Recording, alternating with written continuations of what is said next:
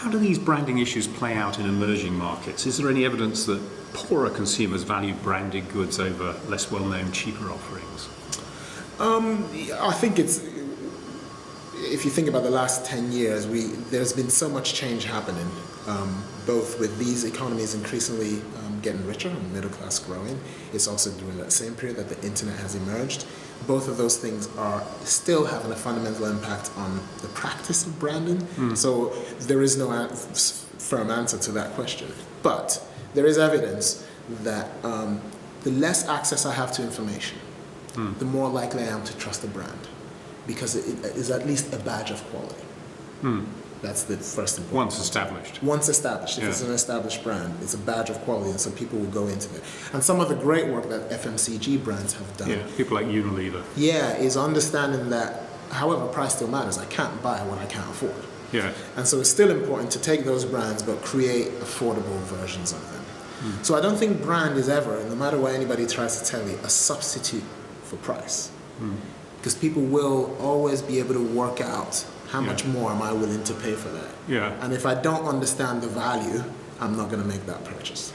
And do the middle classes in emerging markets behave differently to those in developed markets in relation to brands? The evidence is yes, but even that too is a moving feast. They seem to be much more aspirational about brands. So I think there is such a preponderance of brands in the Western world that people are very few brands are a symbol of my identity in the Western world. That's still not the case in some emerging markets, in most emerging markets. There is the story of Mercedes-Benz, their joke about one of their markets, which I won't name, which is, why do we sell so many S600s? Because we don't make an S700. People want to associate themselves with the best. With the top of the range. With the top of the range. Where actually the practice you find about Mercedes-Benz is people ask for the S whatever to be taken off because they don't want to be associated with that.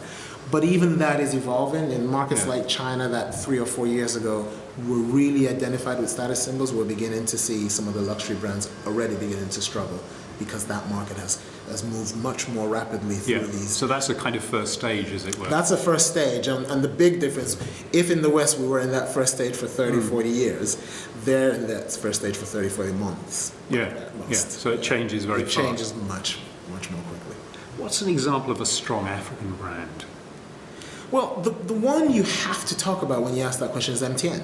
MTN is, I think, one of the world's... It's a South African mobile company. South African mobile company. Its biggest market actually is in Nigeria. It's spread out into parts of the Middle East. 3 or 4 years ago, people like Airtel wanted to merge with them. So they are powerful, but they're also 100% African. They really express themselves as an African brand. And how well do you think that they understand their different markets, given that they are in places as diverse as, kind of Uganda, Nigeria, South Africa? Well, I think they do a great job. I often tell Western brands, if you're going to be in multiple markets, that's a brand to look at. So when you go to Nigeria, for example, the language of MTN is really Nigerian. It's still MTN. But they know how to talk to the Nigerian market. They put those two things together. They put those two things together really, really well. And I actually think they have that advantage being an African brand. Because I think Africans, people always talk about Africa as not one place. It's a massive continent of 54 different countries. It's obviously much more sophisticated than that.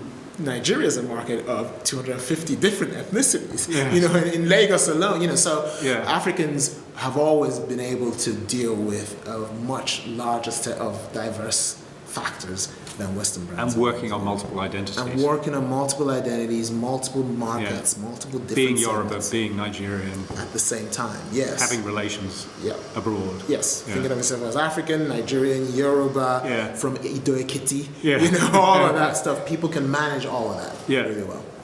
Do you think there are any African brands that will eventually become international brands? MTN certainly. I think that's got massive potential. Maybe not in Europe, but in the rest of the world, I think they can do a lot. And then after that, there are lots of small brands that are beginning to emerge who can be quite strong. And you only have to look at people like iRockin or Eureka.com and people like that. All those brands are plugged into, one of the advantages they have is that the African diaspora is so spread, and so that and comparatively quite large, and comparatively quite large. Yeah. And so a lot of these African brands find that a lot of their, particularly the fashion ones, a lot of their revenue comes from outside Africa. It's coming from the diaspora, but it is outside Africa. And what are the branding skills like in Africa? How do you say Nigeria and South Africa compare in this respect? So when I look at the traditional branding skills, which, if we remember, branding emerged as a practice in the 50s and 60s on the back of television. So the traditional branding skills are image making, storytelling. They're still behind.